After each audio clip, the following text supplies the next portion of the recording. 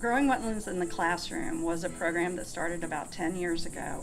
It was a cooperative program that was initiated actually through the donor, Dollar Tree Corporation, who wanted to have a more regional impact. So they actually put Lynn Haven River Now and Elizabeth River Project together, and we sat down with Elizabeth River Project, and the two of us came up with the Growing Wetlands in the Classroom program.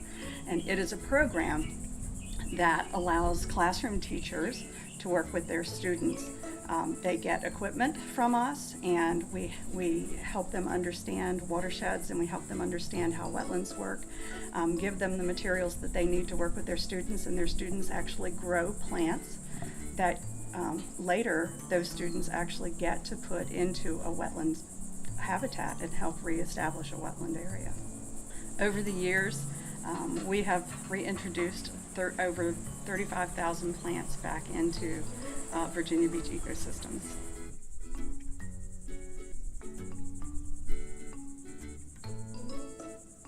When the program first started, our primary focus was reestablishing tidal salt marsh habitats. So we were using things like Spartina alterniflora and Spartina patens, which are two really important wetland grasses. We've worked through a lot of the wetland areas that we were able to help reestablish, like Crab Creek.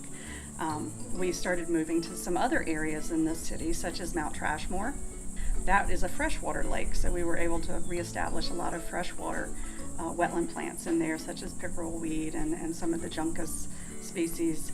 The program has sort of moved through different phases. Currently, we've done a lot more upland work. So we've worked on a variety of different habitats.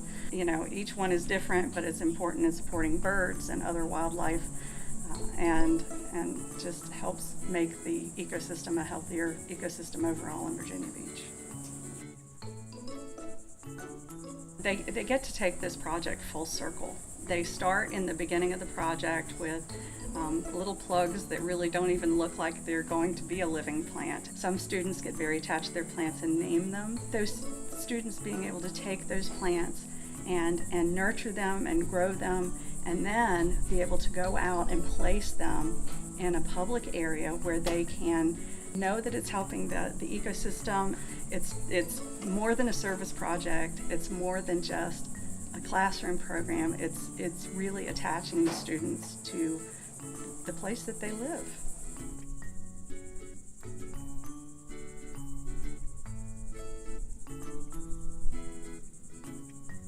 So one of my most memorable groups that planted at Crab Creek, and it was a group that came from a middle school in Virginia Beach that had some socioeconomic challenges. And they got off of their bus and they all just stopped and looked around, and they said, thought we were on a field trip.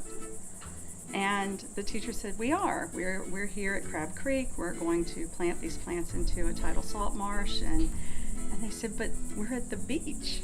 And at one point, one of the students looked up and said, this isn't a field trip, we're on vacation. And so after we were done, the teacher walked out and they looked at the bay, and then she let the students swim. And they just had the best time, and they really, really, really connected with the project there. So originally, Lynn Haven River Now started working with Growing Wetlands in the Classroom program, and just like it did with all of its other programs, just in the Lynn Haven watershed, which is in the northern part of Virginia Beach. But as we started working with schools all across Virginia Beach and started looking at some of the challenges across Virginia Beach, we realized that to make the most impact, we really needed to work in all of the watersheds within the city.